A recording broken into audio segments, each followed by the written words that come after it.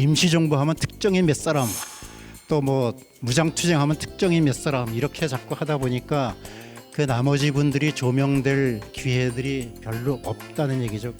백범이 그런 얘기를 합니다. 자기가 독립운동상에서 최고의 인물로 꼽으라고 하면 마지막 한 분을 꼽을 수 있는 분이 바로 이동영 선생이다. 임시의정원의 의장을 3번을 하게 됩니다. 주석을 3번 이상을 하게 되는 거죠.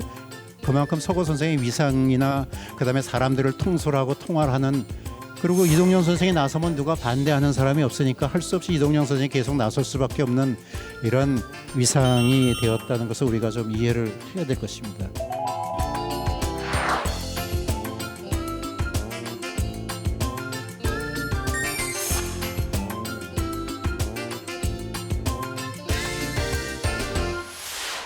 오늘은 독립운동사 쪽을 가지고서 여러분과 같이 이야기를 좀 나누려고 합니다. 사실은 독립운동사 우리가 얘기는 많이 하는데 독립운동사를 깊이 알지는 못해요. 왜냐하면 우리나라가 해방이 된 지가 언제입니까? 1945년이죠. 그런데 나라를 찾았으면 가장 먼저 해야 될 2가지가 있습니다. 하나는 논공행상입니다. 상을 탈 사람한테는 상을 주고 죄를 저지른 사람에는 징계를 하는, 이것이 바로 나라를 찾자마자 이루어져야 되는데 이게 되지 않았고요. 또 하나는 나라를 찾기 위해서 애썼던 사람들의 행적을 나타내는 독립운동사가 정리가 돼야 되는데 이것도 되지 않았습니다. 독립운동사가 대학 강단에서 강의가 된 게 언제부터? 1980년대 돼서야 대학 강단에서 비로소 독립운동사가 이야기가 됐습니다. 그 전까지는 대학에서 독립운동사를 강의를 못하게 했습니다. 왜 그렇겠습니까? 해방에 그때까지 친일 세력들이 너무 많아가지고 친일 세력 입장에서는 독립운동사 강의되면 자기네 과거 전력이 다 탄로가 나죠. 이것이 우리나라의 현실이었던 것이죠. 그래서 의외로 우리가 독립운동사에 대해서 이야기는 많이 들었지만은 실제로 구체적으로 정리가 잘 안 되고 있는 것이죠. 그래서 이런 독립운동사에 대한 그런 얘기를 오늘 좀 같이 나누려고 하고요. 특히 아까 이제 말씀드린 대로 이제 이동영 선생 하면은, 임시정부 하면은 우리가 백범이나 도산이나 이런 분들에 대한 얘기는 많이 들었는데 느닷없이 서고 이동영이라는 인물은 누군가? 바로 서고 이동영 선생이 출신지가 어디입니까? 바로 천안입니다. 여러분 잘 아시는 그 천안에 계시는 분인데, 천안에도 우리는 유명한 분이 계시죠. 유관순이라든가 조병욱 선생이라든가 계시는데 그분들 이야기는 덜어 듣지만 서고 이동영 선생의 고향이 거기인지 또 생가가 거기 있는지는 제대로 알려지지 않았죠. 그런데 이 서고 이동영 선생이야말로 임시정부를 처음부터 끝까지 지켜내신 분이고, 또 백범 뒤에서 백범의 멘토가 되어가지고 백범이 임시정부 주석으로 활동할 수 있게끔 한 그 멘토가 바로 서구 이동영 선생입니다. 1940년에 미처 해방을 못 보시고 돌아가셨기 때문에 우리 역사에서는 잘 알려지지 않은 인물이죠. 그래서 오늘은 첫째는 이제 서구 이동영 선생의 흔적에 대해서 우리가 좀 살펴보고, 그다음에 서구 이동영 선생이 있었던 임시정부가 어떻게 이제 전개가 되었는가. 많은 사람들은 우리가 임시정부를 하게 되면 금년이 이제 작년이 임시정부 100주년 아니었습니까? 그런데 그냥 100주년 행사들을 한다고들 다 해놓고 그냥 흘러가 버렸어요. 이 100년이라는 의미하는 것이 뭐냐면 100년의 역사가 있었지만 다시 100년에서부터 다시 새 출발을 하는 미래지향적인 이런 것인데 그냥 과거의 이야기로 그냥 끝나버렸다는 것이죠. 그래서 100년 그 임시정부가 과연 어떤 역할을 했느냐? 임시정부라는 것은 우리나라 현재 대한민국에 탄생하는 근원이 되었던 것인데 이제 그것이 이제 어떻게 전개되었는가 하는 얘기를 좀 할 것이고요. 마지막으로는 독립운동의 상대가 어디입니까? 독립운동 우리의 상대가 항일 독립운동 이렇게 얘기하죠. 일본과 대항해서 싸운 게 독립운동입니다. 그럼 일본과 싸워가지고 어떤 방식으로 싸울 것인가? 어떤 방식이 있겠어요? 일본과 싸우기 위해서 가장 치열한 것이 바로 무장투쟁입니다. 그런데 임시정부는 어디 있었습니까? 상해에 있었죠. 상해에 있었으니까 직접적으로 일제와 싸울 수가 없는 것이죠. 그래서 만주 지역에 있었던 무장투쟁 단체하고 임시정부가 또 어떻게 연결되었냐 이런 걸 좀 알아야 실제로 임시정부가 어떻게 싸웠나 이렇게를 우리가 좀 이해를 할 수가 있을 겁니다. 자, 우리가 아까 지금 서고 이동영 선생을 여러분에게 소개시켜 드리려고 하는 것은 아까 잠깐 말씀드렸다시피 우리는 임시정부 하면은 몇몇 사람 또 무장투쟁하면 몇몇 사람 이렇게 얘기가 되고 있습니다. 우리나라 사관에서 너무나 영웅주의적 역사관이 너무 많아요. 임시정부 하면 그 대표적인 사람, 3.1운동 하면 그 대표적인 사람 이렇게만 돼 있어가지고 나머지 인물에 대해서는 그냥 조명을 안 하고 있습니다. 이건 학계에서도 마찬가지예요. 학계에서도 조명이 돼서 자기가 생생나는 분만 계속 조명하다 보니까 유명한 분은 계속 그 이야기만 나오게 되는 것이죠. 그래서 이런 영웅사관에 대해서 조금 우리가 앞으로는 좀 탈피할 필요가 있다 이렇게 이제 좀 생각을 하고요. 자, 우리나라가 1910년 우리가 잘 아는 대로 나라가 망하게 되죠. 나라가 망하면은 그 망한 백성을 뭐라고 부릅니까? 나라가 망한 백성을 망국노 이렇게 부릅니다. 나라가 망한 나라의 노예와 같은 인생을 사는 사람들이죠. 이 망국노가 1910년에 되게 됩니다. 자, 우리 조선이라는 나라는 어떻습니까? 이때까지 조용한 아침의 나라였고 그 다음에 운둔의 나라였던 나라가 아이러니하게도 1910년 나라가 망하면서 많은 사람들이 나라를 찾겠다고 어디로 갑니까? 해외로 망명을 합니다. 그 해외를 망명한 게 만주로도 가죠. 중국 관내로도 들어가죠. 러시아 연해주 가죠. 그 다음에 가까운 일본 가죠. 하와이 가죠. 미주 가죠. 멕시코 심지어 쿠바까지. 자, 조용한 아침의 나라 운둔의 나라에서 나라가 망하면서 어떻게 보면 지금으로 치면 세계화가 된다고 할 수 있는 그런 상황이 되는 거죠. 그래 곳곳에 나라를 찾겠다고 하는 많은 이런 사람들이 퍼져나가면서 나라를 찾는 것이 전 세계 곳곳으로 이제 퍼지게 되는 그런 것을 볼 수가 있습니다. 자, 그러면 독립운동의 시기 우리가 얘기하는데 보통적으로 학계에서 얘기하기에는 보통 일반적으로 을미의병 1895년에 을미의병이 뭡니까? 을미년에 무슨 일이 나죠? 소위 민황후가 시해가 되는 사건이 일어나죠. 그리고 바로 이어가지고 단발령이 일어납니다. 그래서 유생 의병들이 일어나가지고 국무를 죽인 원수를 갚자. 또 단발령 우리 상투를 자를 수 없다. 이렇게 해가지고 의병을 일으킵니다. 그게 1895년 여기서부터 이제 독립운동이 이제 시작이 되는 것이죠. 그래가지고 이것이 언제까지입니까? 보통 사람들은 1945년 8월 15일 우리가 소위 해방됐다고 하는 이때까지로 알고 있는데 사실은 이것을 좀 뛰어넘어야 됩니다. 왜냐하면 1945년 8월 15일로 끝난 것이 아니고 1945년 이후에도 임시정부 요인들이 국내에 들어와서 임시정부 의정원을 열고 국무회의를 하고 독립신문을 다시 만들어가지고 독립신문을 발간하고 했습니다. 그런데 이것은 우리가 그냥 우리 역사에서 미군정 시기 3년 이렇게 해가지고 그냥 미군정이 우리 역사는 아니잖아요. 그런데 그걸 미군정 시기로 치부해버리고 끝나는 것이죠. 실제로는 임시정부가 들어서 활동을 합니다. 물론 미군정한테 막혀가지고 제대로 활동을 못했다 뿐이지 임시정부가 계속돼서 그것이 어디로 왔냐. 1948년 8월 15일 대한민국이 수립되면서 그 전통이 이어지는 것이죠. 그렇게 우리 역사를 이렇게 이해를 해야지 되는데 그냥 45년 8월 15일 끝나고 48년에 생겨났다 이렇게 되니까 자꾸 이상한 얘기들이 나오죠. 쭉 이어졌던 역사에 대해서 단절을 이야기하는 것입니다. 그거는 잘못됐다는 것을 볼 수가 있고 또 하나 이제 아까 잠깐 말씀드린 대로 독립운동의 방법들입니다. 우리가 일제에 대해서 대항하는 여러 가지 방법이 있었어요. 이승만 박사 같은 경우는 우리가 외교를 통해 가지고 강대국을 통해 가지고 우리 그 외교를 통해 가지고 우리의 독립을 찾자. 영국이나 미국의 힘을 빌려가지고 외교를 찾자. 이런 외교론이 있었고요. 또 도선 안창호 같은 건 우리가 실력이 없어가지고 그러니까 실력 양성을 해야 된다. 실력 양성론 뭐 이런 여러 가지가 나왔고 또 이제 대체적으로 이제 당시에 이제 무관 출신들은 뭐냐 실력으로 맞설려면 무장투쟁을 해야 된다. 그게 무장투쟁론이 나오죠. 그래서 실제로 독립 운동에서 가장 일본과 치열하게 대치했던 것이 무장투쟁입니다. 자, 워싱턴에 가가지고 아마 외교 관계를 해봐야 일본 입장에서 눈 하나 깜짝 안 하죠. 왜냐하면 직접적인 상황이 아니니까. 그렇지만 가장 무서운 게 뭡니까?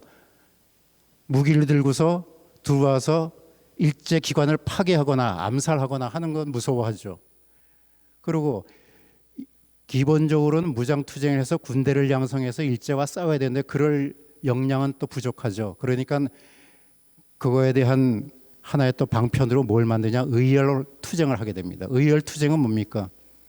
군대를 양성하기 위해서는 수많은 군비가 들어갑니다. 군대를 양성해야 되는 그런 여러 가지 재정, 무기를 만들어야 돼, 무기를 전부 사와야 되는 이런 엄청난 재정이 들어가는데 이거는 미처 제대로 할 수 없으니까 또 다른 방편으로 일제와 대항하는 방법은 의열투쟁입니다. 의열투쟁은 뭡니까? 일제 기관을 파괴하고 일제 요인들을 암살하는 것이죠. 바로 이것은 큰 재정이 없어도 폭탄 하나, 총 하나면 적의 기관을 파괴하고 적의 요인을 암살할 수 있는 거죠. 일본이 가장 무서워하는 그런 의열 활동, 이런 것들이 이제 본격적으로 전개가 되는 이런 것입니다. 그래서 독립운동을 하게 되면 우리가 어느 것을 우선순위로 정리를 좀 해야 될까를 우리가 좀 다시 한번 생각해 볼 필요가 있는 것이죠. 먼저 오늘 그 주제인 그 이동영 선생에 대해서 먼저 좀 이야기를 좀 하고 넘어가겠습니다. 자, 이동영 선생은 아시는 대로 충남 목천 출생이죠. 그러고서 이제 그 우리가 저기 잘한 대로 천안 그 목천은 어디입니까? 그 뒤에 이제 흑성산이라고 하는 그 산 밑에 그 지금 생가가 이제 복원이 됐습니다만 이 생가에서 이제 태어나게 됩니다. 연안 이씨의 문중에서 이제 태어나서 이동영 선생의 아버지 되는 그 이병옥 선생은 옛날에 이제 그 주로 이제 그 외직으로 있었던 의성군수, 경상도 의성군수, 그다음에 영해, 부사 이렇게 이제 외직을 주로 이제 돌았던 인물이죠. 그래서 아버지를 따라서 이동영 선생은 젊었을 때부터 아버지에 따라서 이제 외지로 이제 많이 돌아다녔던 그런 이제 경험이 있습니다. 그러다가 17살 때 되면은 그 가족이 전부 다 서울에 와서 이제 정착을 하게 됩니다. 이제 계속해서 또 돌아다닐 수가 없으니까 이제 서울에서 이제 서울 종로 봉익동에 이제 정착을 하게 되고요.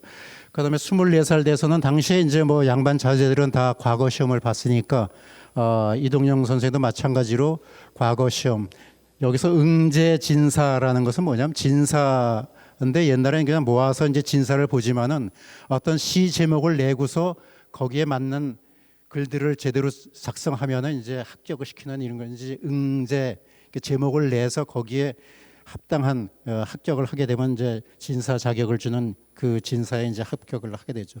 뭐 옛날에 양반 자제들은 반드시 이제 과거에 합격해야 이제 출세하는 그 길로 나가는 거죠. 근데 이때 보면 이제 이동영 선생도 과거에는 합격했지만은 이동영 선생은 과거에 큰 관심이 없습니다. 벼슬하고 이런 관심보다 어떻게 하면 이게 힘이 흐스러져가는 나라를 어떻게 하면 살릴까, 여기에 이제 많은 관심을 가지게 되죠. 예, 그래서 이제 우리가 독립운동사에서 그래서 이동영 선생이 처음부터 우리나라의 독립운동에 힘썼다는 것이 바로 여기입니다.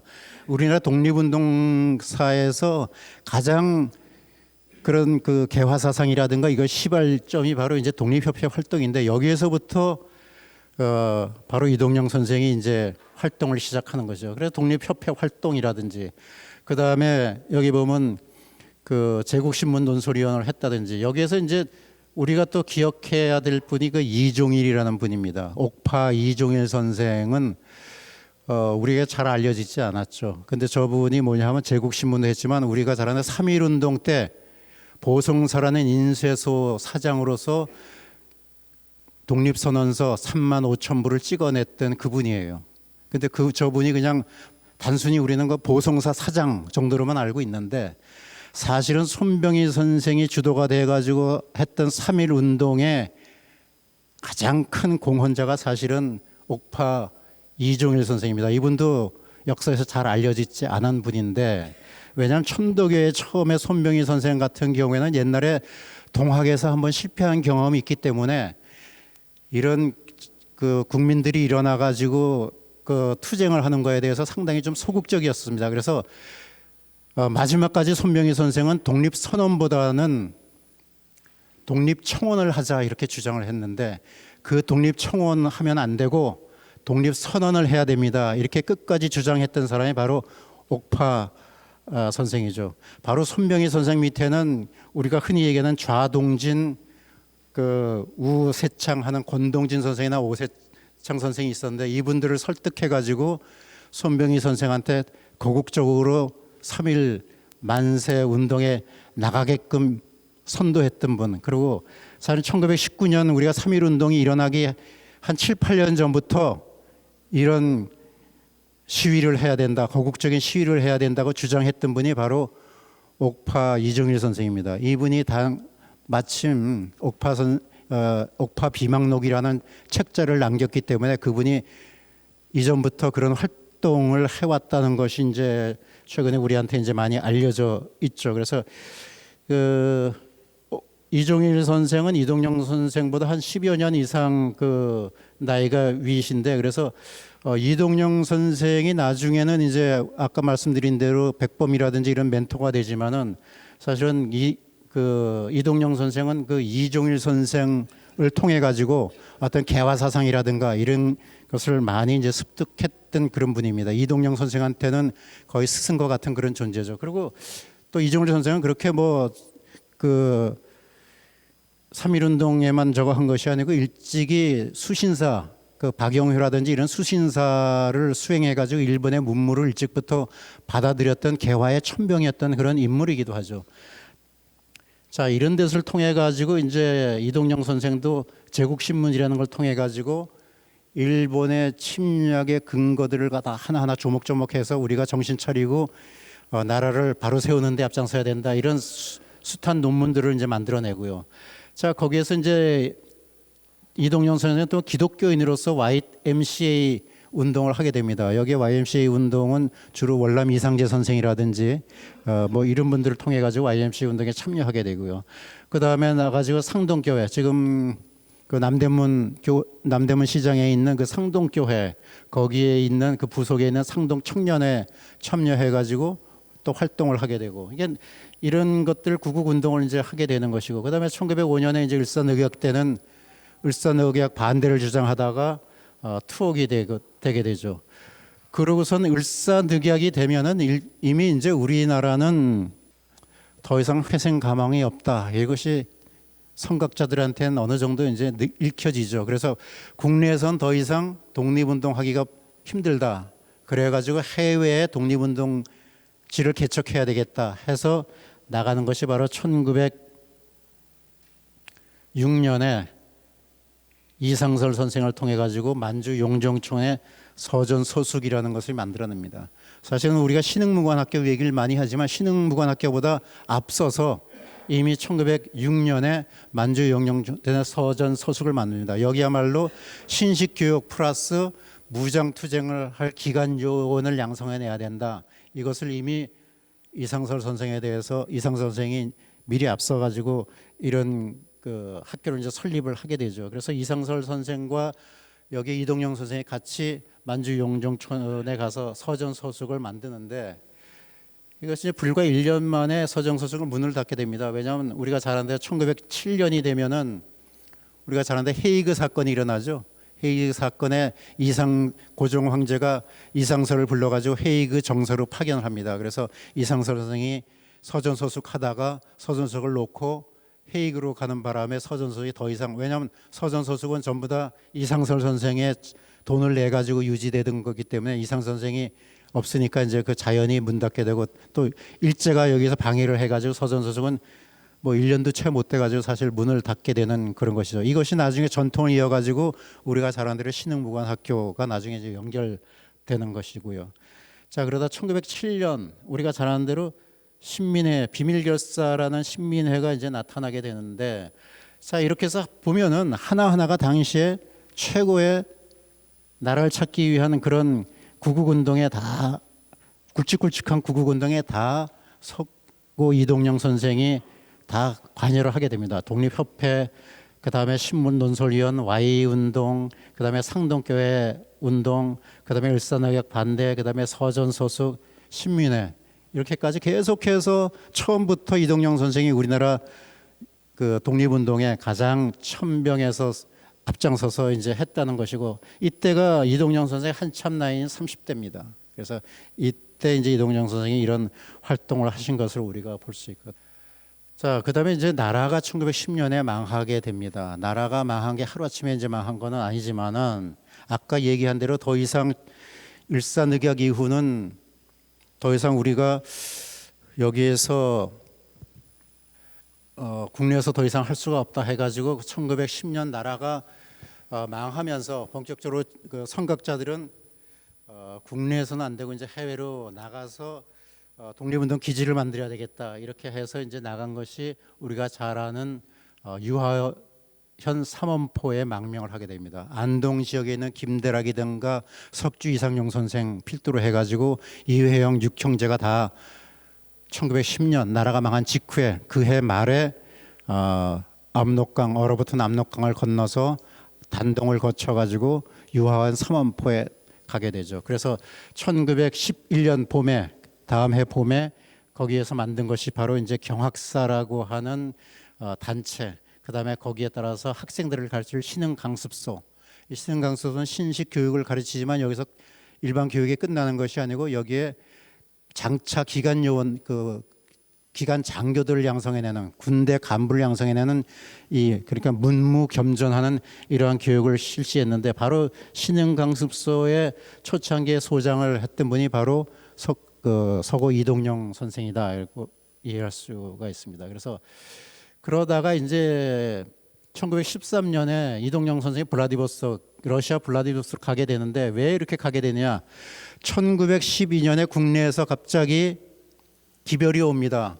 그래서 국내에서 일본의 밀정들이 이회영 선생, 이동영 선생, 이시영 선생 암살하러 가니까 몸을 피하십시오, 이래가지고 이시영 선생은 봉천 쪽으로, 그 다음에 이회영 선생은 거꾸로 국내로 들어옵니다. 잠입해가지고 차라리 범의 소굴에 들어가는 게 더 안전할 수도 있다 해가지고 그 배포가 크신 분이죠. 그 국내에 들어오고, 그 다음에 그 이동영 선생은 그때 당시에 그 블라디보스토크에 대한 이상설 선생이 있는 블라디보스토크로 가게 되죠. 이렇게 서로 뿔뿔이 흩어지고, 이동영 선생은 이때 이제 가족들과 같이 망명을 했다가 가족들을 국내에 보내고 단신해서 블라디보스토크로 이제 가게 되는 것이죠. 그래서 블라디보스토크 건너가서 여기에서 이상설 선생하고 같이 이제 활동을 하게 되는데, 독립운동사에서 또 빼놓을 수 없는 분이 바로 이상선 선생입니다. 이상선 선생에 대해서는 뭐 여기서 길게는 말씀을 못 드리지만은 이상선 선생이 언제 돌아가시면 1917년에 돌아가세요. 1919년에 우리가 임시정부가 생기지 않습니까? 임시정부 생길 때 많은 분들이 독립운동가 그런 얘기를 했습니다. 임시정부, 만일에 이상설 선생이, 보제 이상설 선생이 살아 계셨다면은 당연히 1919년 임시정부 수립됐을 때 대통령은 바로 이상설 선생이 맡아놓은 당상이다 할 정도로 그때 당시에 이상설 선생의 위상이 그 정도였습니다. 근데 안타깝게도 1917년에 돌아가시는 바람에 그것이 이제 이루어지지는 못했습니다만은, 당시 이상설 선생은 독립운동계를 처음부터 이끌었던 인물이고, 그 다음에 벼슬도 당시에 참벼슬을 했던, 종이품 벼슬을 했던 그런 인물이죠. 근데 아깝게도 병약해가지고 일찍 돌아가시는 바람에 우리 독립운동사에도 제대로 밝혀지지 않은 그런 또 인물입니다. 이건 뭐 이상설 선생 얘기가 아니니까 그 정도로 이제 해두고요. 그래서 이상설 선생하고 같이 러시아 블라디보스톡에서 대한광복 군정부를 만듭니다. 여기서 처음으로 군정부라고 하는 정부가 성립이 됩니다. 우리는 대한민국 임시정부라는 것이 만들어지지만은 이 군정부라는 것은 임시정부 만들기 전에 몇 군데서 이제 생겨납니다. 그건 조금 이따 다시 설명할 텐데요. 여기서 처음으로 군정부라고 하는 정부 형태의 이런 것이 이제 만들어진다는 얘기죠. 그래서 이미 1914년부터 이런 것 군정부가 만들어지는데, 안타깝게도 이 군정부는 명목상에는 설립이 되었는데 러시아 땅에서 더 이상 무장 활동을 못하게 하는 바람에 이거는 바로 제대로 활동을 못하고 없어지게 되죠. 그리고 이제 러시아 지역에서 러시아에 있는 그 우리 교민들을 합쳐가지고 권업회라는 조직을 만들고, 자 이렇게 해서 잘 나가다가 바로 독립운동계에 앞장서 이끌었던 이상설이라든지 이갑 이런 분들이 앞서서 이제 세상을 떠나게 되면서 이동영 선생도 상당히 그 힘들어지죠. 왜냐하면 같이 동반자로서 독립운동에 앞장섰던 특히 이상설 같은 이런 인물, 절세 인물이 갑자기 돌아가시는 바람에 상당히 상심을 하게 됩니다. 그러면서 이제 이상설 선생이 돌아가시면서 이런 활동들은 조금 적고, 그때부터 이제 1913년에 이제 대종교 입교하시는데, 그래서 이제 이동영 선생은 주로 이제 요 시기에는 이상설 선생이 돌아가신 이후에는 주로 이제 대종교 포교를 이제 만주나 블라디보스톡에서 이제 활동을 하셨다가 1919년이 되면 1919년 초에 대한독립선언서, 이거는 주로 이제 그 대종교 계통의 사람들이, 우리가 이제 여기서 대한독립선언서라는 건 우리가 무어독립선언으로 이제 많이 알려진, 무오년에 이제 선언을 했다고 해가지고 무어독립선언서로 알려진 그 선언, 요거는 주로 이제 대종교 계통의 그 나중에 이제 북로군정서를 했던 그 인물이 중심이 되어가지고 이제 백포 서일이나 이런 분들을 중심, 그다음에 대종교 김교원 이런 사람이 중심이 돼서 이제 선언을 하게 되는데, 요거는 조금 이따 설명하겠지만은 당시에 독립 선언이 이제 몇 개가 되죠. 그 동경에서 학생들 선언도 있었고 국내에서도 있었고 이렇게 되는데, 거기 선언의 이제 일종입니다. 자, 이동영 선생이 있었던 상해 임시정부를 잠깐 소개를 아무래도 하고서 넘어가겠습니다. 자, 1919년 상해에서 처음으로 대한민국 임시정부, 그러니까 우리가 그냥 흔히 임시정부 하는데 풀네임은 대한민국 임시정부입니다. 그래서 임시정부의 설립에 참여하게 되는데, 요거는 조금 이따 뒤에서 다시 설명할 거니까 간단하게만 말씀드리겠습니다. 4월 11일, 학자들마다 논란이 있었어요. 4월 11일이냐 4월 13일이냐. 옛날에는 4월 13일이라고 그랬어요. 4월 13일은 사실은 이거를 공포한 날이고, 4월 11일이 임시의정원에서 임시정부 수립을 선언한 날입니다. 자, 임시정부가 그냥 아무 사람이나 모여가지고 그냥 한 것이 아니고, 이거에 지금하고 똑같습니다. 정부가 그냥 탄생한 거예요. 정부가 만들어지기 전에 뭘 만듭니까? 임시의정원을 만듭니다. 오늘날의 국회죠. 국회에서 먼저 법을 만들어 가지고 정부를 출범시키는 겁니다. 지금하고 똑같죠. 지금도 입법기관에서 만들지 않으면 정부가 운영이 되지 않는 것이죠. 그래서 옛날에 이런 절차를 다 밟아가지고 각도 대표들이 모여가지고 임시의정원이라는 국회를 통해가지고 대한민국 임시정부를 만들게 되는 것이죠. 그래서 바로 임시의정의 초대 의장에 바로 이동영 선생이 초대 의장이 되는 것입니다. 그래서 이런 걸 보면 이동영 선생의 당시에 독립운동계의 위상이 어느 정도였다는 것을 우리가 이제 알 수가 있는 것이죠. 그다음에 임시정부가 여러 군데서 생깁니다. 노령, 그러니까 러시아 지역에서 생기고, 그다음에 국내에서도 생기고 상해에서 생기는데, 그것을 나중에 이제 통합을 하게 됩니다. 그래서 9월달이 되면 이제 그 통합 임시정부가 생기는데, 여기에 이제 내무총장을 이제 하게 되고요. 그다음에 1921년이 되면은 1919년에 수립이 된 이후에 이승만 대통령은 미국에 있다가 오질 않다가 20년 말에 이제 옵니다. 그래서 21년부터 이승만 대통령이 이제 임시정부 대통령으로 상해에 처음 오게 되는데, 우리가 잘 아는데 이승만 박사가 오래 있었던 것이 아니고 딱 6개월만 있다가 다시 미국으로 가버리죠. 자, 어느 나라에 정부를 만들었는데 대통령이 거기에 있질 않으니까 정부라는 것이 제대로 꾸려질 수가 없죠. 가장 중심이 대통령의 중심이 돼서 움직여야 되는데, 그래서 여러 가지 이제 논란이 좀 있습니다. 그래서 나중에 결국은 이승만 대통령이 탄핵까지 받는 그런 이제 결과가 이제 되게 되는데, 그건 조금 이따 다시 말씀을 드리겠습니다. 자, 그렇게 돼서 이승만 박사가 미국으로 가버리고, 그다음에 이동희 박사도 이승만하고 서로 마음이 안 맞는다고 해가지고 국무총리를 사퇴하고서 가버리고, 이렇게 되니까 임시정부가 제대로 운영이 되지 않죠. 자, 그러다 보니까 임시정부 내에서 야, 과연 임시정부가 필요하냐 안 하냐, 국민 대표들이 모여가지고 임시정부가 앞으로 더 할 거냐 어떻게 할 거냐, 존폐를 한번 알아보자 해서 모입니다. 그래서 1923년 1월 3일부터 해서 6개월 거의 6개월 동안 임시정부의 존폐에 대해서 두 가지입니다. 하나는 임시정부를 개조를 해서 임시정부에서 조금 고쳐가지고 할 거냐, 아니면 임시정부를 없애고 아예 새롭게 할 거냐, 이런 논의들이 이제 이루어지는데 뭐 갑론을박하다가 6개월 동안 하는데도 제대로 되질 않죠. 결국은 임시정부가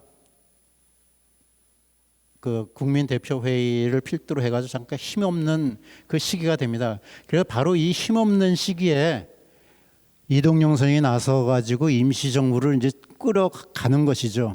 이때는 아마 김구 백범이 이제 활발하게 활동하기 이제 전에 이걸 이끌었던 대표적인 인물이 바로 이제 이동영 선생입니다. 만약 그때 이런 아주 어려운 시기에 이동영 선생마저 없었다고 하면 임시정부가 과연 제대로 존속했을까 할 정도로, 자, 국무총리가 나가니까 국무총리가 되면서 국무총장 겸임을 하고, 그다음에 11대 임시의정원 의장도 하고, 그다음에 26년에 가면 국무위원 피선하고, 그다음에 국무위원회 주석. 그래서 임시의정원의 의장을 3번을 하게 됩니다. 그리고 주석을 또 3번 이상을 하게 되는 거죠. 그러니까 그 얘기는 뭐냐 하면은 이동영 선생이 어떤 그런 벼슬자리에 나가고 자리에 나가는 걸 좋아하는 분이 아닌데, 할 수 없어가지고 그걸 통합할 수 있는 인물, 이 인물이 서고 선생밖에 없었다는 얘기죠. 그만큼 서고 선생의 위상이나 그다음에 사람들을 통솔하고 통할하는 이런 것, 그리고 이동영 선생이 나서면 누가 반대하는 사람이 없으니까 할 수 없이 이동영 선생이 계속 나설 수밖에 없는 이런 위상이 되었다는 것을 우리가 좀 이해를 해야 될 것입니다. 자, 그러다가 우리가 잘 아는 대로 나중에 가면은 뭐 28년에 한국독립당 창당이 되고, 그다음에 임시의정원 의장이 또 되고, 국무위원 주석기를 겸하고 뭐 이런 자리에 이제 나가게 되고, 그러다가 1932년 임시정부가 새롭게 태어나는 것이 바로 1932년이라고 우리가 할 수가 있어요. 왜냐하면 1932년이 되면은 무슨 사건이 일어납니까? 김구를 중심으로 해가지고 한인 그 애국단이 만들어지죠. 거기에서 이봉창 의사가 1월 8일에 천황을 암살하기 위해서 갔다가, 물론 성공은 못합니다만 이봉창 의거, 그 다음에 상해 홍구공원에서 윤봉길 의거 특히는 이거는 성공을 한 거죠. 그런데 그 전에 의열 활동들을 많이 했지만, 아까 의열 활동 잠깐 말씀드리고, 폭탄 들고 가서 적 기관을 파괴하고, 조선총독부도 식산은행도 뭐 여러 기관을 파괴하는데 성공률이 별로 좋지 않았어요. 왜? 폭탄을 전부 다 중국이나 이런 데서 들여와가지고 숨겨놨다가 거사일이 돼서 폭탄을 던져야 되는데, 그렇게 되면 폭탄 만든 시기하고 던진 시기하고 1년이 갈 수도 있고 수개월이 갈 수도 있죠. 폭탄이라는 건 뭐에 예민합니까? 습기에 예민하죠. 암만 잘 보관한다고 하더라도 정작 던져가지고, 그러니까 의열 활동 보면 거의 대부분 불발을 합니다. 그 왜냐하면 바로 쓰질 않고 그냥 오래 감춰뒀다가 던지니까 불발이 될 수밖에 없죠. 그래서 뭐 우리가 잘 아는 조선총독부라든지 그다음에 식산은행 이런 데가 거의 그 불발을 하죠. 거의 유일하게 최고의 성공을 한 것이 바로 윤봉길 의거입니다. 이건 상해 홍구공원에 폭탄 터뜨려 가지고 일본의 유수한 군인들 뭐 이 사람들을 다 죽인 그런 사건이죠. 이건 왜 할 수 있냐?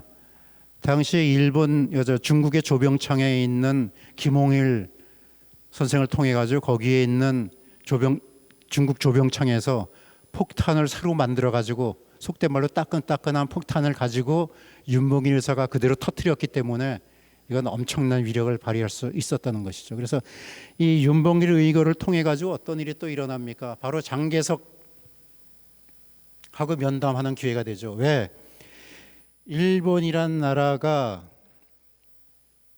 중국을 침략해 들어가면서 우리가 상해사변이라고 상해를 공격해 들어갑니다. 근데 그 장개석 군대도 만만치가 않죠. 정예병이 상해를 지키고 있으면서 일본이 처음엔 얕잡고 들어갔다가 상해 전투에서 상당히 일본이 고전을 합니다. 그러다가 상해를 점령하고 들어갔는데, 그 장개석이 그런 얘기를 하죠.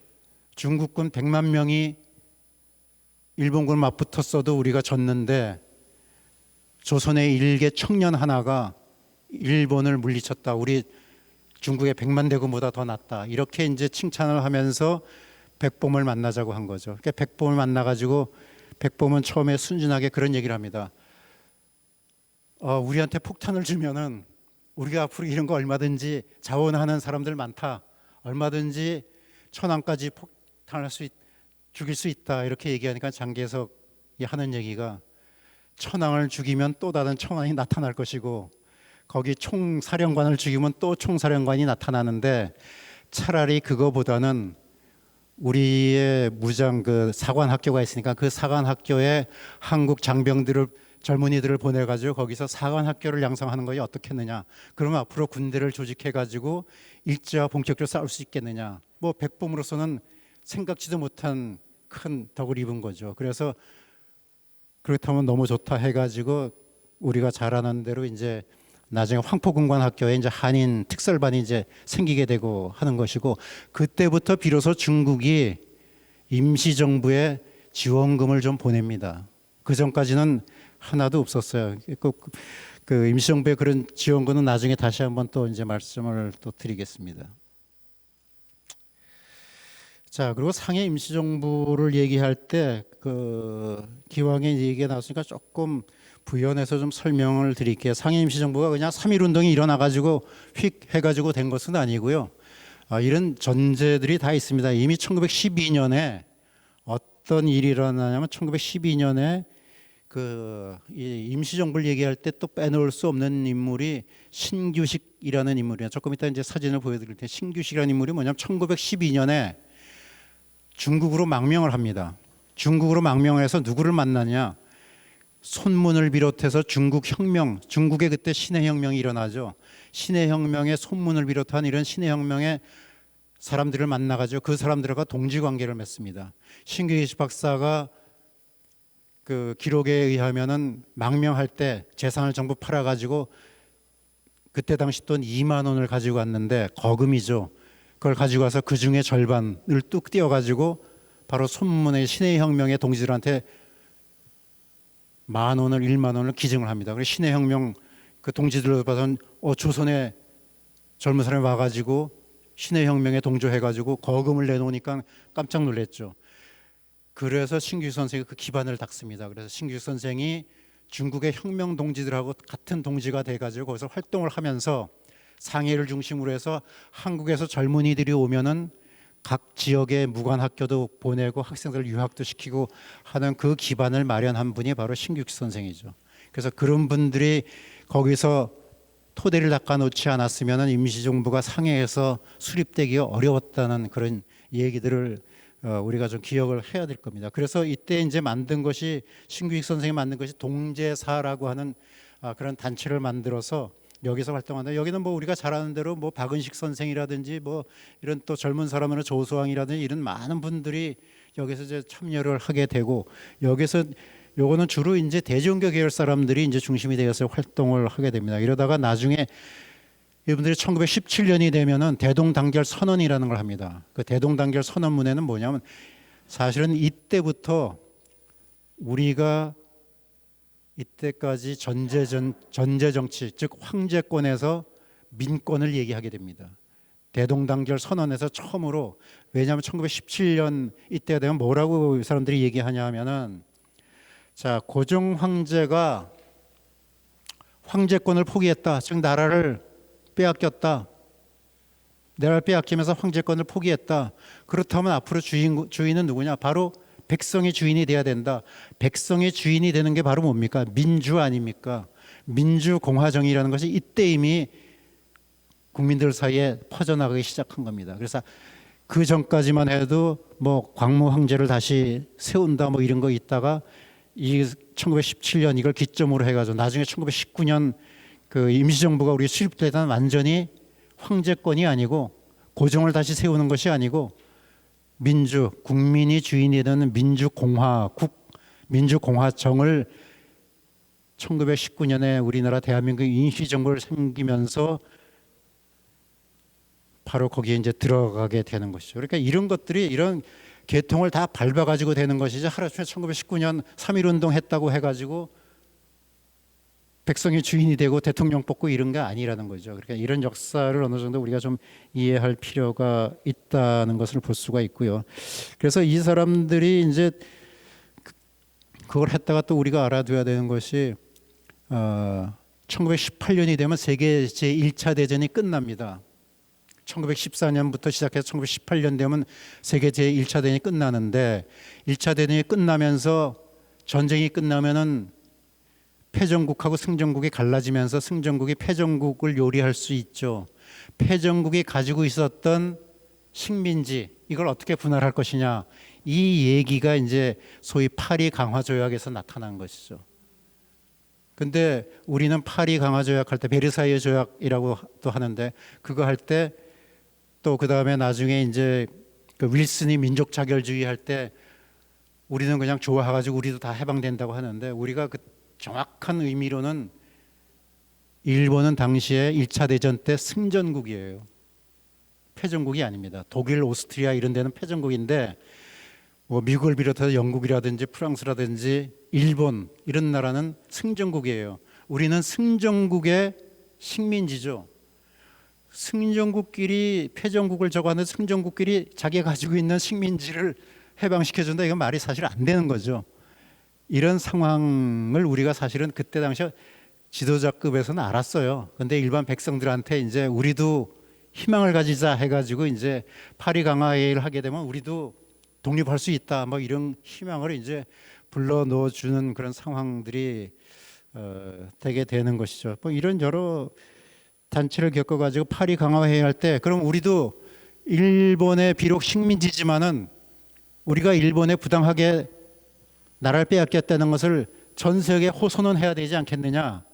그래가지고 급조해서 만든 것이 그러면 거길 파견하려면 뭘 해야 되냐. 그때는 우리나라가 없었으니까 급조해서 그럼 어떤 단체라도 만들어야 되지 않느냐. 그래서 신한청령당이라는 것을 만들어요. 그럼 그 단체를 통해 가지고 사람을 파견하자. 그래서 누구를 파견하느냐. 김규식 박사를 파견하게 되는 거죠. 김규식 박사를 파리에 파견하고서 자 김규식 박사를 파견했으니까 김규식 박사를 돕는 재정도 필요하고 그 다음에 김규식 박사를 파견했으니까 국내에서 이것을 많이 알리고 후원해 줄 수 있는 이걸 필요하다. 그래서 젊은 사람들을 국내에 파견하고 그 다음에 만주와 러시아 파견해가지고 각지로 파견해가지고 김규식 박사 우리가 파견했으니까 좀 도와달라. 이 청년들이 가가지고 국내나 이런 데 와서 유수한 독립운동가들을 만납니다. 그래서 국내에 들어간 사람들은 아까 얘기한 천덕의 손병희 선생도 접촉하고 기독교의 이승훈 선생도 접촉하고 해가지고 자 우리가 이렇게 됐으니까 우리가 가만히 있을 수 없지 않냐 이렇게 촉발이 된 것이 이제 나중에 3.1 운동으로 이제 촉발이 되는 것이죠. 다음.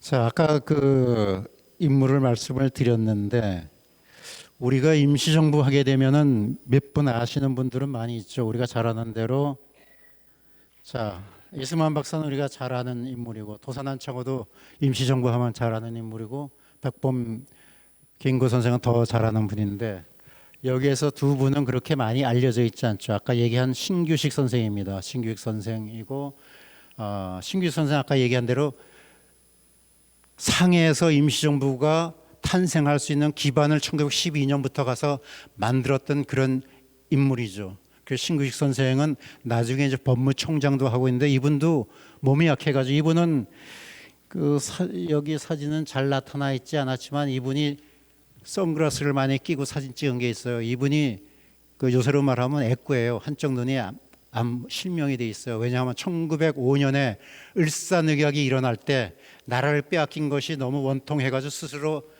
약을 먹고서 자결을 기도합니다. 그러다가 미수에 그쳐가지고 그 시신경을 한쪽을 다쳐가지고 그 한쪽 눈을 실명을 하게 되죠. 그래서 그분은 이름을 갖다가 그래서 그 호두 예관이라고 이름을 줬습니다. 예관이라는 것은 흘겨본다.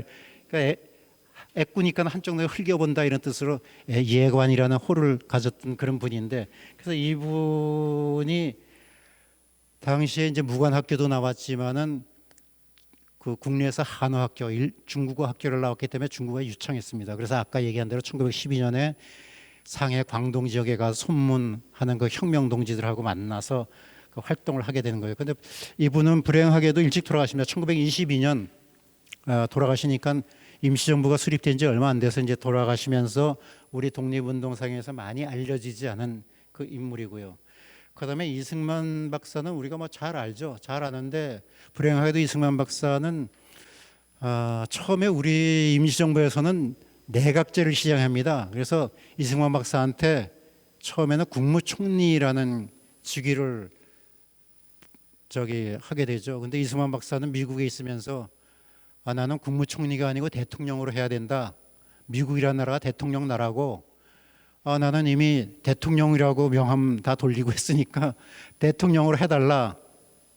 왜냐하면 처음에 대통령이라고 이름을 하고 다니니까 국내에 있었던 그때 당시에 이제 내무총장이었던 도산이 우리는 당신을 국무총리로 뽑았으니까 앞으로 대통령 행세하지 말고 국무총리로 하셔.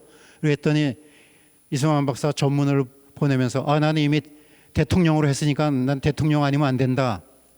뭐 그러니까 도산으로서는 이게 처음에 나라가 세우자마자 분란이 생기면 안 되니까 헌법을 바꿔가지고 내각 책임제를 갖다 대통령제로 바꿔요. 그러니까 이승만 박사 고집 하나 때문에 헌법을 바꾸게 되는 겁니다. 그래서 이승만 박사가 대통령이 되는 것이죠.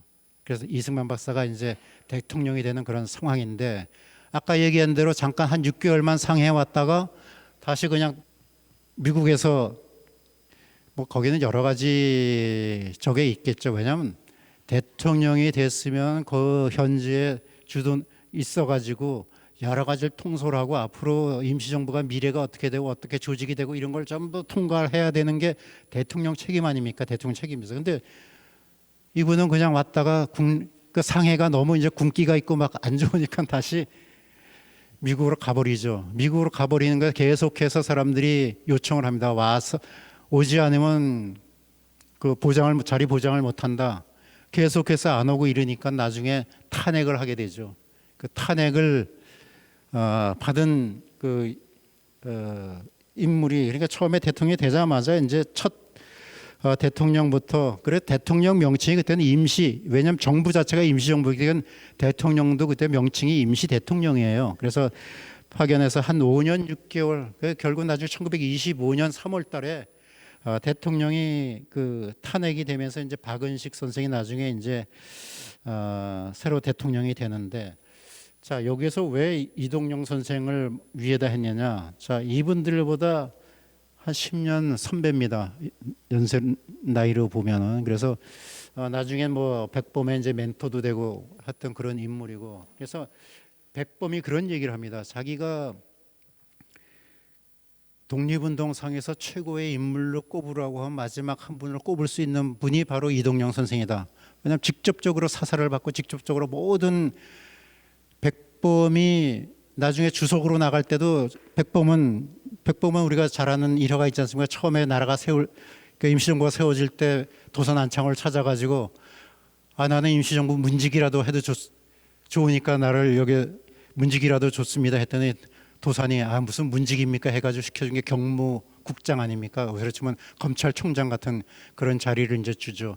자 그래서 백범으로서는 자기는 배운 것도 없고 저거 하기 때문에 항상 그렇게 겸손해가지고 주석이 될 때도 마찬가지입니다. 내가 무슨 대한민국 임시정부의 주석이 될 수 있느냐 절대 못한다 한 그런 이제 이동영 선생이 또 설득을 시켜가지고 이제 주석으로 이제 만들어주는 그런 이제 멘토 역할을 이동영 선생이 했는데 아까 처음에 잠깐 얘기했다시피 우리나라의 역사에서는 너무 영웅주의 역사관이 많아가지고 임시정부 하면 특정인 몇 사람 또 뭐 무장투쟁하면 특정인 몇 사람 이렇게 자꾸 하다 보니까 그 나머지 분들이 조명될 기회들이 별로 없다는 얘기죠. 그래서 앞으로는 이런 것들이 좀 정리가 돼야 되지 않겠냐 생각합니다. 자, 그 다음에 이제 이동 시기라는 게 있어요. 처음에 이제 세 시기로 이제 나눠집니다. 임시정부가 처음에는 상해 시기, 그 다음에 두 번째가 이동 시기, 그 다음에 중경 시기 이렇게 이제 셋으로 이제 나눌 수 있는데 이동 시기는 뭐냐? 아까 1932년에 무슨 일이 일어났다고 그랬죠? 윤봉길 의사가 상해에서 일어나죠. 그러니까 상해에 일본의 유수한 실력자들 급이 다 처단이 되고 하니까 일본에서 발끈해가지고 상해에 있는 그동안 들어가지 못했던 조계를 막 들어가가지고 임시정부가 그때는 프랑스 조계였기 때문에 일본이 마음대로 들어가지 못했는데 자기네가 당했으니까 범인 색출한다고 해가지고 프랑스 조계까지 막 들어가서 임시정부 요인들을 막 잡기 시작하죠. 그러니까 임시정부 요인들이 더 이상 상해 있지 못하고 탈출을 하게 됩니다. 그러니까 탈출을 해서 어디로 가냐면 바로 그 옆에 있는 항주 이쪽으로 가게 됩니다.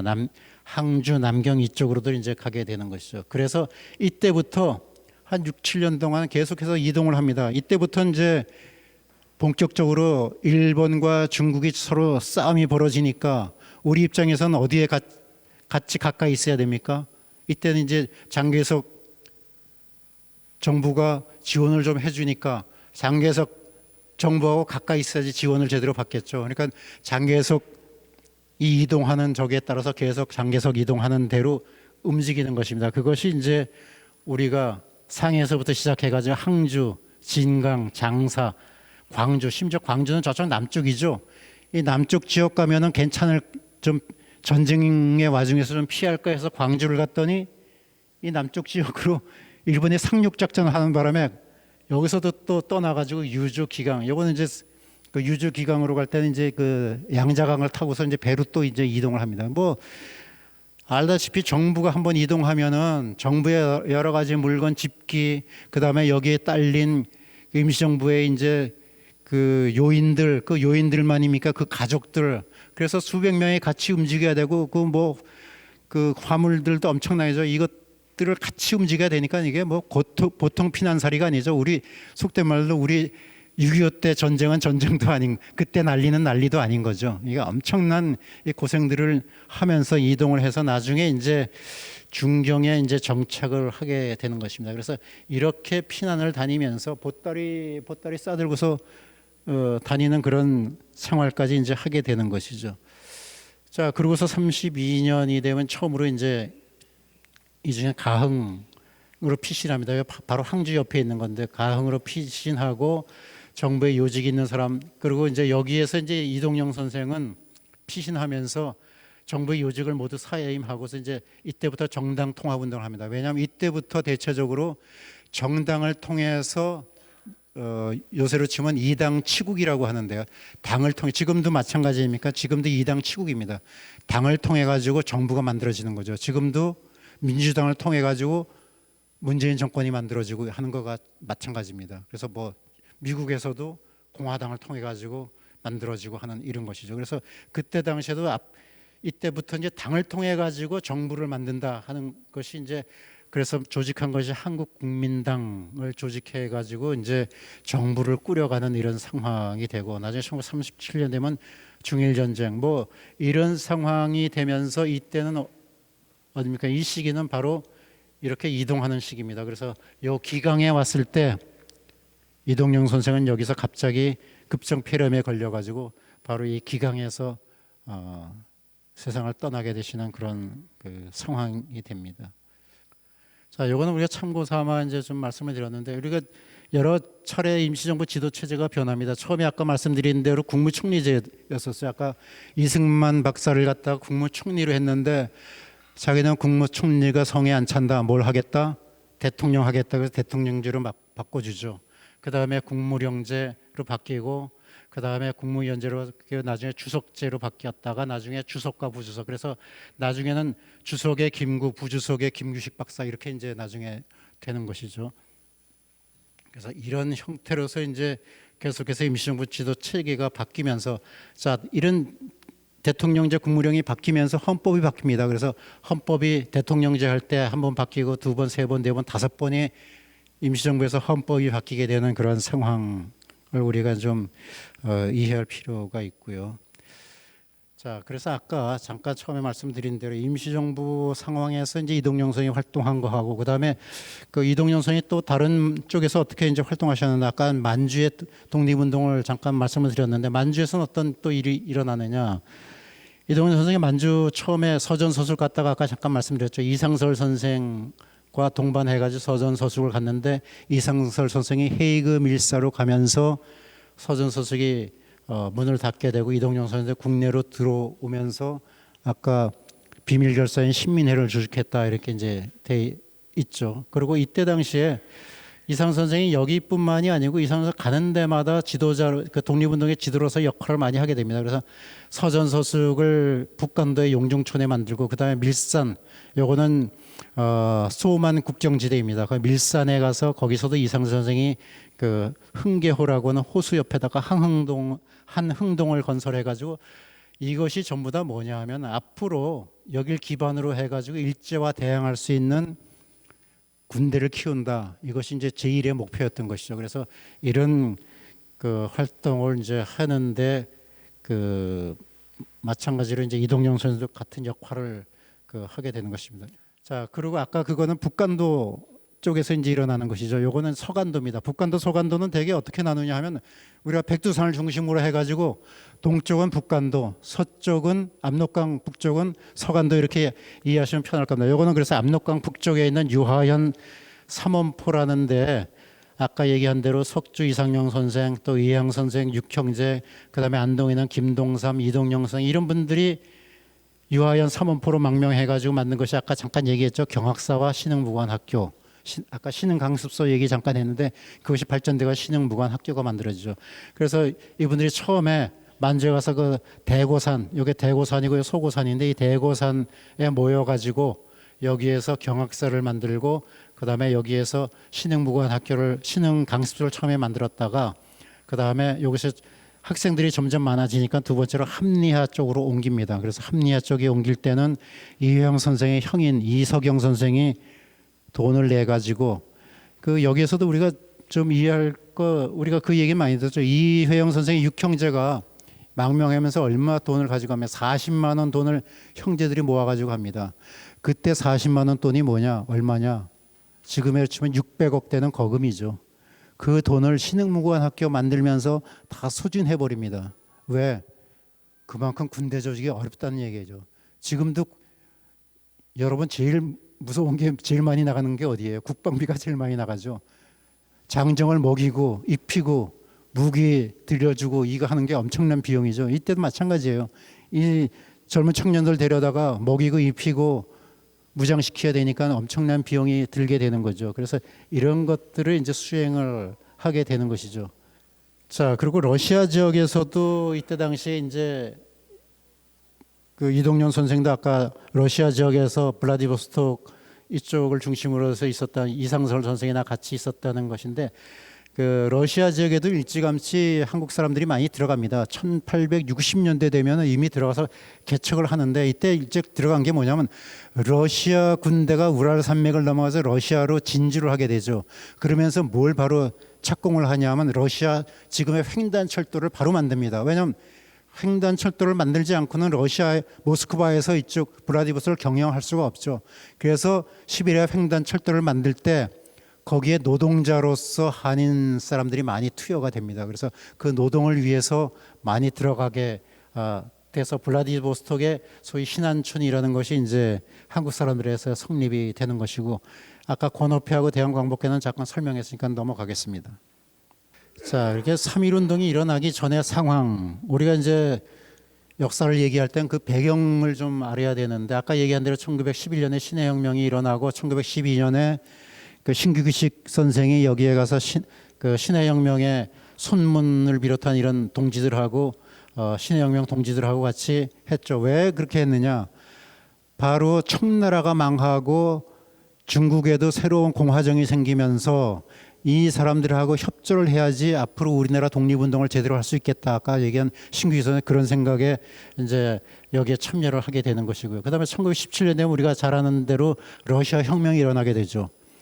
러시아에서도 짜르 정권이 망하면서 황제 정권이 망하면서 새로운 노동자들을 중심으로 한 이런 사회주의 혁명이 일어나게 되는 것이고 그다음에 18년에 아까 잠깐 얘기한 대로 세계 제1차 대전이 끝날 무렵에 미국의 윌슨 대통령이 14개조의 민족 자결주의를 얘기하게 되죠.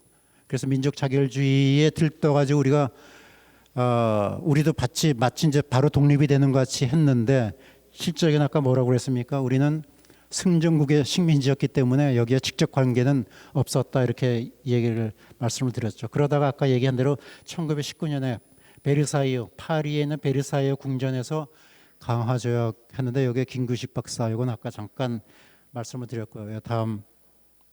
자, 그래서 그 선언을 우리가 흔히 이제 알고 있는 게 3.1 만세 운동인데 3.1 만세 운동이 일어나기 전에 28 그 일본 도쿄에서는 이미 학생들 이제 28 독립선언이 있었고, 그다음에 아까 얘기한 2월 달에 무호 독립선언, 그러니까 1919년 2월 음력으로 치면은 무호년이기 때문에 무호 독립선언이다. 아까 말씀을 드렸고요. 그다음에 3월 1일 날그 독립선언을 하게 됩니다. 원래는 이제 태화관에서 처음에는 탁골공원에서 하기로 했다가 그 거기서 하게 되면 여러 가지 불상사가 있겠다 해가지고 지도자급 33인 중에서 29분이 이제 태화관에 모여가지고 거기서 독립선언서를 낭독을 하게 되는 것이죠. 그래서 이 사람들을 중심으로 해서 했는데 이게 처음엔 이렇게까지 확산될 줄 몰랐는데 전국에 있는 그때 300여 개가 넘는 그 군 중에서 거의 한두 개 빼놓고는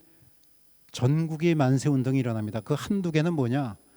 저기 함경북도의 뭐 산수갑산 같은 산골에 있는 군만 빼놓고 나머지는 전국이, 이건 뭐 국내만이 아니고 만주 지역, 그 말하자면 그 한국 동포들이 있는 지역에는 어디든지 3.1 만세 운동이 일어났다는 것이죠. 그래서 이런 3.1 만세 운동을 통해 가지고 우리의 독립운동의 역량, 그래서 3.1 독립운동의 의의를 우리가 한번 짚어볼 수 있는 게, 첫째는 대내적으로 본격적인 항일, 일본에 대항해서 싸웠다. 우리가 1910년 나라가 망함부터 19년까지 한 10년 동안은 일본의 억압 속에서 꼼짝을 못했죠.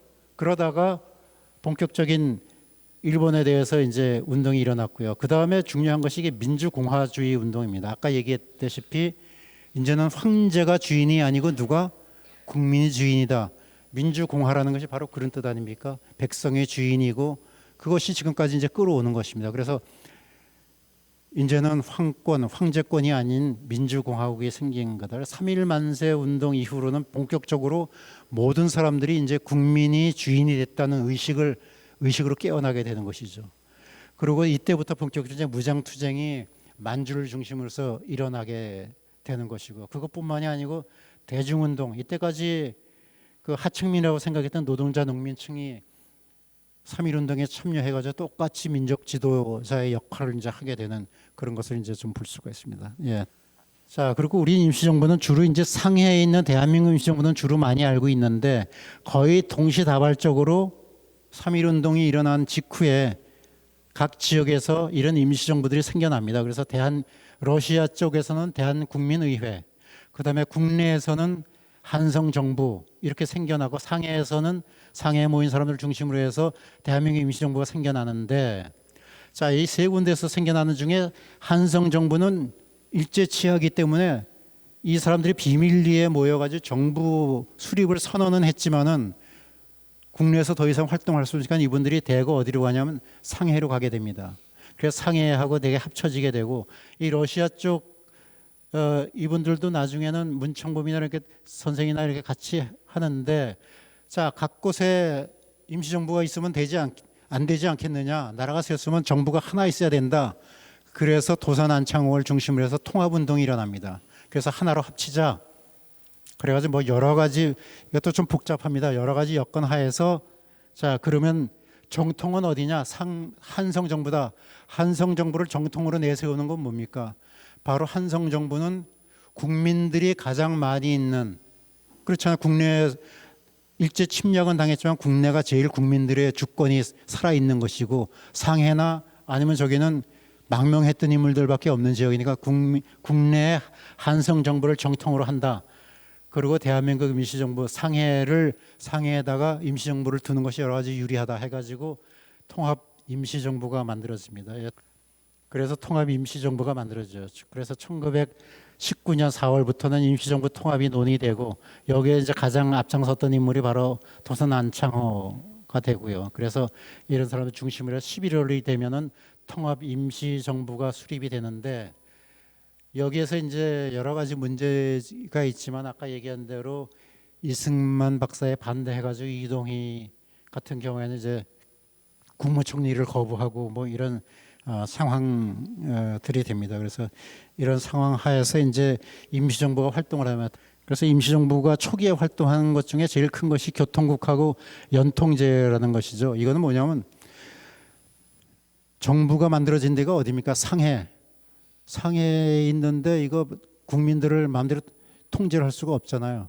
그래서 국내에다가 이런 조직을 만드는 겁니다. 그래서 연통제라는 것은 내무부 소속으로 해가지고 국내에다가 각 군 단위까지 해가지고 그런 임시정부의 조직이 침투될 수 있도록 이렇게 하는 것이고, 교통국이라는 것은 여기 얘기하는 통신, 연락, 그다음에 지금 국내에서 일본이 어떤 정책을 피고 어떻게 해석을 하고 있냐 이런 정보망을 알 수 있게끔 하는 거. 그다음에 국내에서 있는 그런 군자금이라든가 이런 것을 통제할 수 있는 기관으로 이제 두 가지를 만듭니다. 근데 이거는 불과 한 1년이 채 안 돼 가지고 일제에 다 노출이 됩니다. 자, 이렇게 이런 걸 통해 가지고 이제 국내에서 자금을 해 가지고 임시정부를 꾸려가려고 했는데 이게 결국은 실패하게 되죠.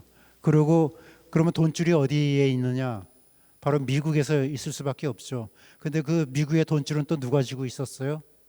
이승만 박사가 쥐고 있어가지고, 이승만 박사가 자기가 필요할 때는 돈줄을 좀 풀었다가 자기한테 불리한 얘기가 나오면 돈줄을 조였다가, 그야말로 상해에 있는 임시정부는 이승만 박사 손에서 재정적으로는 힘들었던 그런 상황들이 되는 것이죠. 사실은 하와이 미국에 있는 그 교포들이 낸 그 애국금이라는 것은 뭐냐면, 그분들이 언제 하와이로 농업 이민을 갑니까?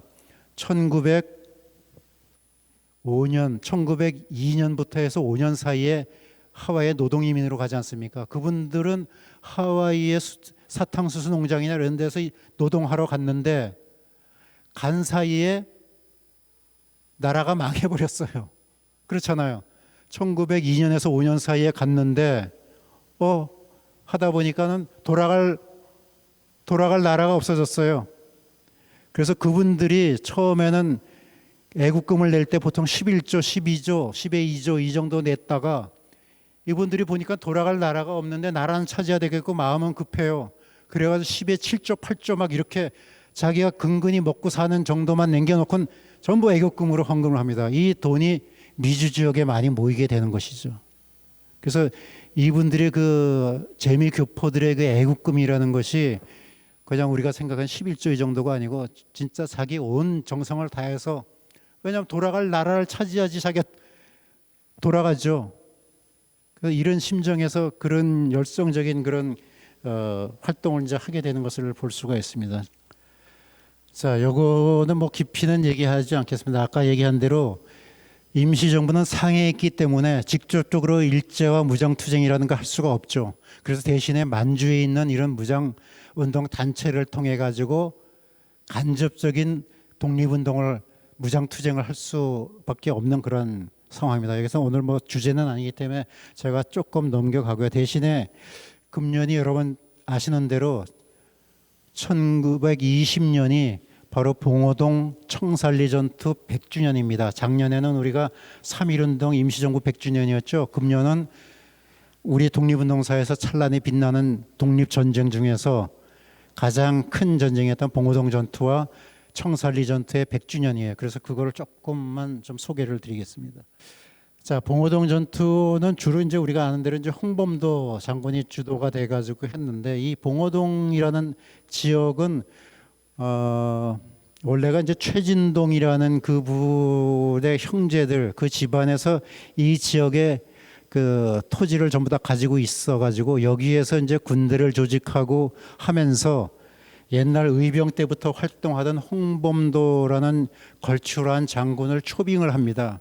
그래가지고 거기에서 소위 진동 도독분이 뭐 이런 조직에서 이제 만들어가지고 봉오동에 기틀을 하게 되는데, 자, 홍범도 장군은 옛날에 의병 활동을 하면서 그런 게릴라전을 수행했던 인물이기 때문에 두만강을 바로 건너가지고 남양에 있는 일본 군대라든지 경찰서를 여러 번 습격을 하죠. 그러니까 일본군에선 자꾸 습격 오니까 가만 놔둬서는 안 되겠다.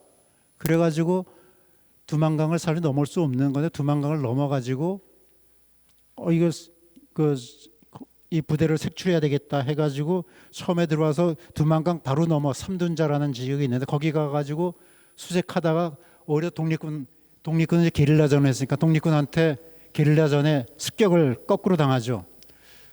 자, 이러다 보니까 야, 일본 입장에서는 이거 만만히 봤다가는 독립군이 그냥 오합지졸인 줄 알았는데 만만히 봐서는 안 되겠다. 이러다간 우리가 계속 당하겠다. 이거 근거지부터 없애야 되겠다. 그래가지고 들어간 게 봉오동에 근거지가 있다는 정보를 알고서 봉오동 근거지를 들어가는 것이 그것이 바로 이제 봉오동 전투가 되는 것이죠. 그러니까 홍범도 부대는 이 봉오동이라는 지역이 지금 지형에 살짝 나왔지만 이거는 그 옆에서 좀 찍은 것은 잘 나타나지 않았지만 여기가 이제 형태가 삿갓을 거꾸로 놓은 그런 그 분지 형태의 그런 지형이에요. 그래서 들어가면 사방이 산으로 막혀 있는 그런 지역인데 거기까지 이제 홍범도 부대가 일본군 수비대 남양 수비대라는 것을 거기서 들어오는 그때 당시 일본군 사단은 두 군데가 있었어요. 용산의 20사단, 함경도 나남의 19사단. 그 19사단 병력이 주로 차출돼 가지고 19사단 병력 중에서 이제 월강 추격대라는 게 뭡니까? 강을 건넌 추격대라는 이 의미인데 그래서 여기서 한 300명 이상 되는 부대가 완전 무장을 하고서 봉오동으로 들어오죠. 그러니까 홍범도 장군이 이때 당시가 6월입니다.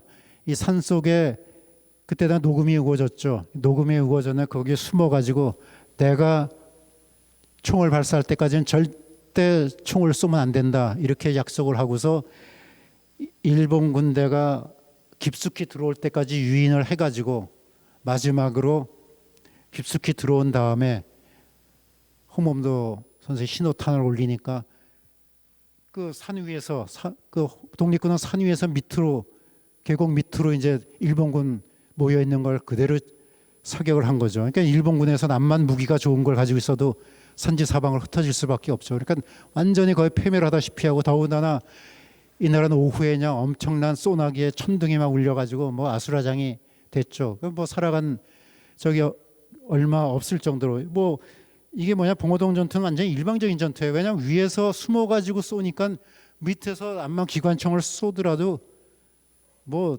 독립군이 맞을 이유가 거의 없죠. 그래서 그때 당시 전적을 보니까 이렇게 돼 있어요.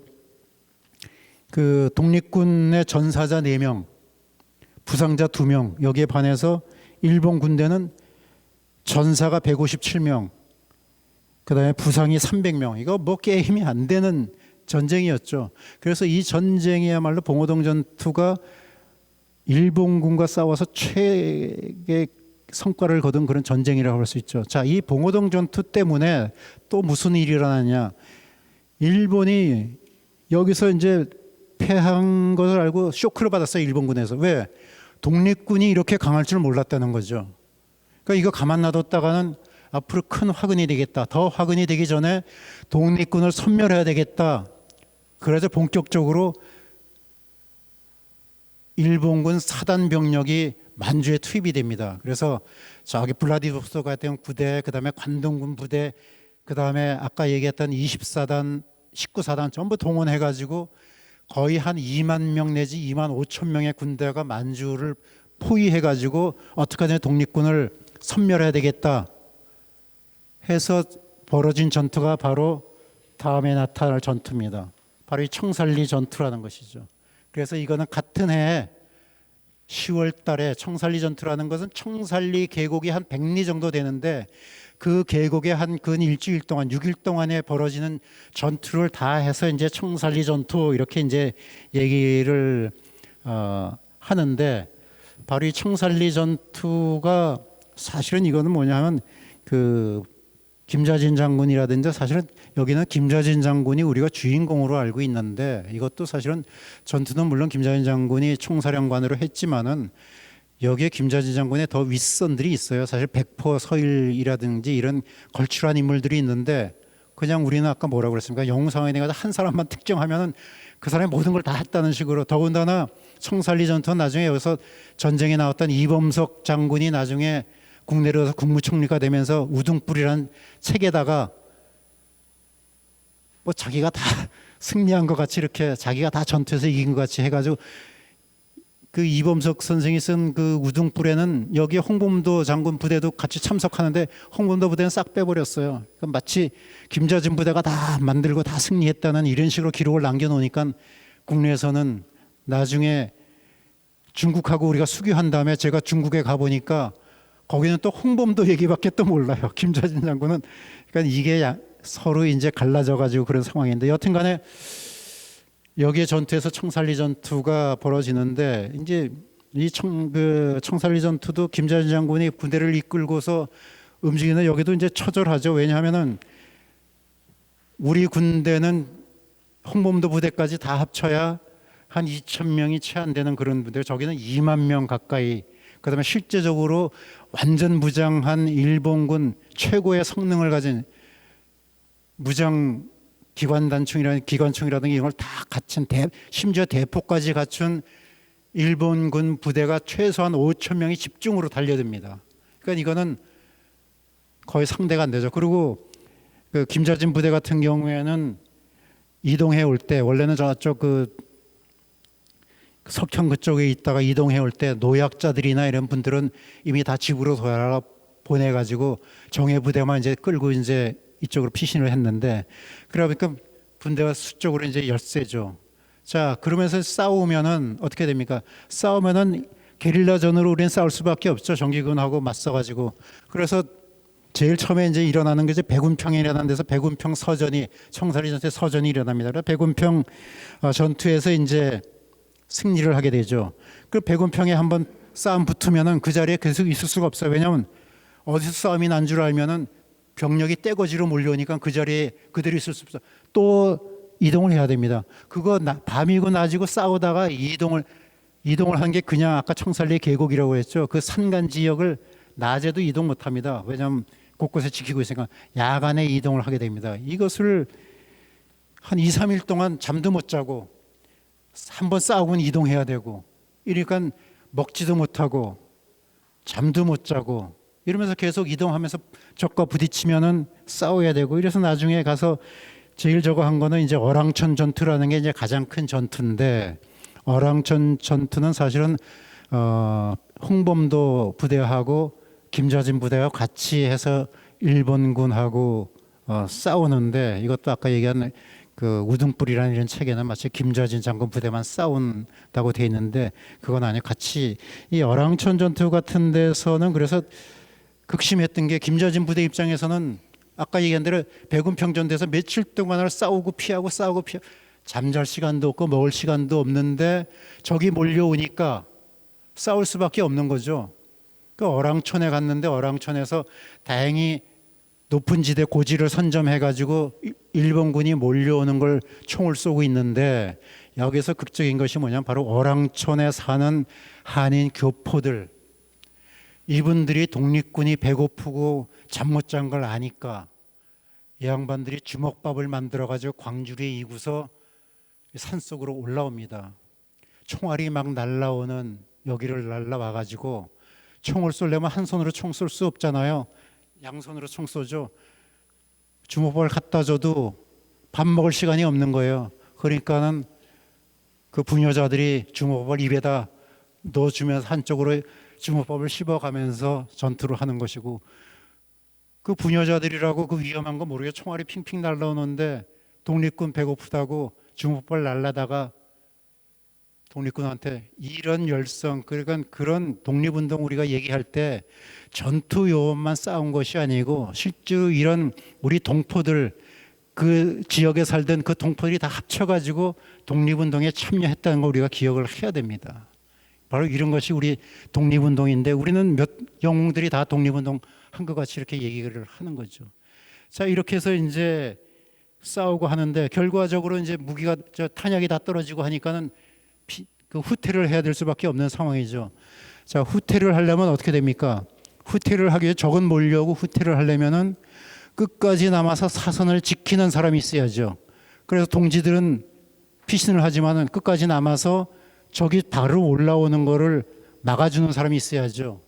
그러니까 여기에서 마지막에 기록해 보면은 그 기관총 부대 최인걸 대장이라는 사람이 후퇴시키면서 자기는 기관총에 다행히 김자진 부대가 3대가 있었어요.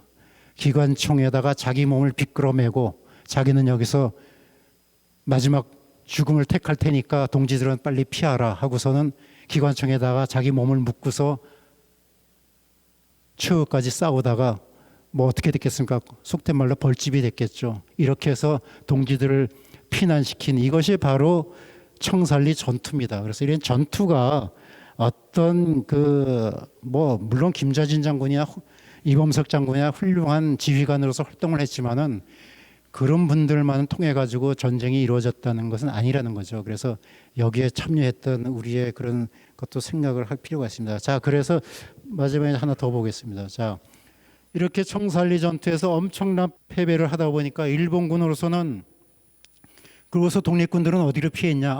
이건 더 이상 여기서 머물 수 없다. 그리고 탄약이랑 다 떨어지니까 이제 더 싸울 수도 없죠. 그러니까는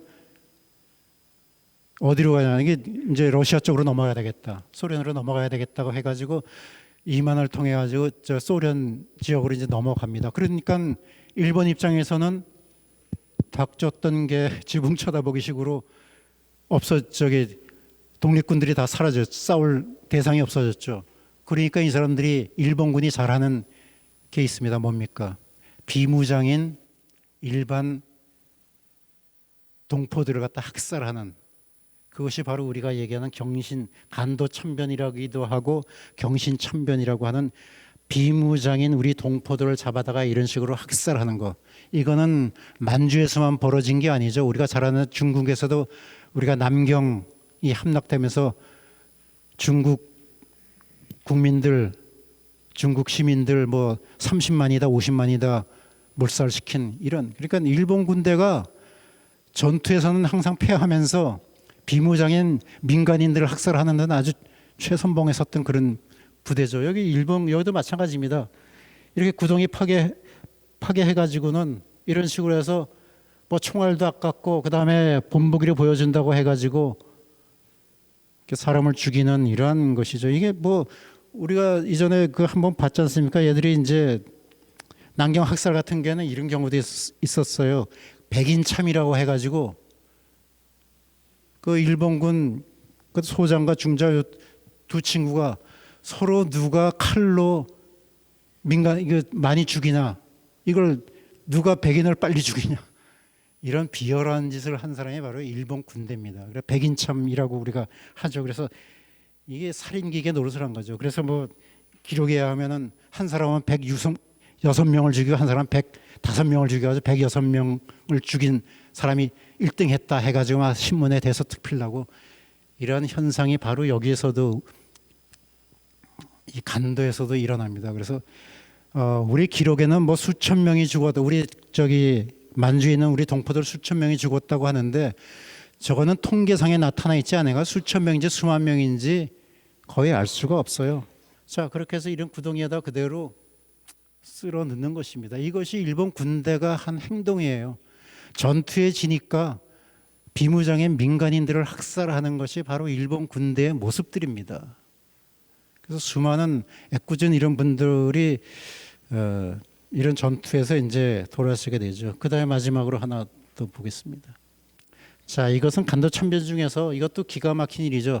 그 장암동이라고 해서 우리말로 노릇골이라고 하는 동포들이 사는 마을인데 여기에 일본 군대가 와가지고 그 수원에 있는 제암리 사건하고 비슷해요. 한 건물에다가 다 사람들을 몰아넣게 해가지고는 그 밖에서 못질러 가지고서 죽이는 거죠. 그 밖에 나오려는 사람은 밖에서 총 쏘고 심지어 어떤 부인은 어린아이만 살려달라고 창밖으로 어린아이만 내보내는 그것도 그대로 죽여버리는 이런 상황이죠. 그래서 그 많은 사람들이 여기에서 노릇골에서 이제 이런 참변을 당하는데 그러고서는 불태워버리니까 그 사람들이 다 불에 타가지고 서로 불에 타서 엉켜 있으니까 이거를 구분해서 묻을 수가 없잖아요. 그러니까 무더기 해가지고 몇 개 무덤을 만들어 놨는데 마침 이때 지나가던 선교사가 이걸 보고서 사진을 찍어가지고 외국 신문에 낸다고 이제 하는 첩보를 또 일본이 듣고 그 다음날 와가지고 그러니까 그거 수습해 가지고 묻어놓은 거를 다시 파괴해 가지고 그 끄슬린 그걸 다시 파괴해 가지고 기름을 부어 가지고 다 흔적을 없애 가지고, 왜냐하면 저런 것들이 해외 신문에 나오고 저거 하게 되면 자기네 여러 가지 불리한 적이 국제 여론에 불리하니까 그걸 다시 파내 가지고 흔적도 없이 기름을 뿌려 가지고 없애 버린 것이 바로 지금 이 얘기한 여기 노릇골. 그러니까 마지막에 가는 건 뭐 거의 팻말만 이렇게 놓고서 장례 치른 거예요. 이것이 바로 일본이 행했던 여러 가지 참변 중에 이제 하나라고 볼 수가 있습니다. 그래서 지금 최근에 우리가 일본과 우리의 뭐 화해니 그다음에 하지만은, 자, 모든 일에는 가해자가 먼저 화해 요청을 하고 잘못을 해야 되는데, 당한 사람이 야 우리가 당했는데 미안하다 손 내민다는 거는 어색한 얘기죠. 그래서 이런 우리가 독립운동사도 볼 때 이런 것들을 우리가 좀 기억하고, 우리가 이게 마지막으로 이제